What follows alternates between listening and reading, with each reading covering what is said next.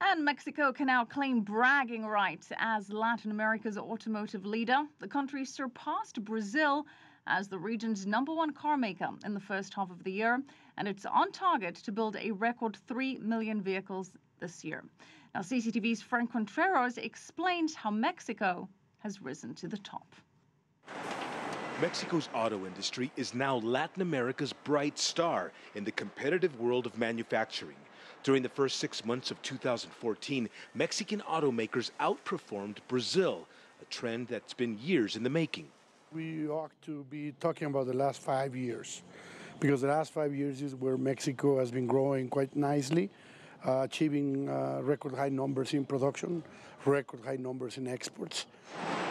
The country's Auto Industry Association projects that factories are on target to produce a record 3.1 million vehicles this year, topping last year's 2.9 million. What's behind this boom? First, geography. 83% of all vehicles made in Mexico are exported. Most go to the United States, which has the world's biggest appetite for new vehicles. Mexico also boasts free trade agreements with 40 countries, and it's a top supplier of auto parts to U.S. companies. And Mexico offers well-trained low-wage workers and produces more engineering school graduates than Germany. I would say Mexico is a country filled with creativity.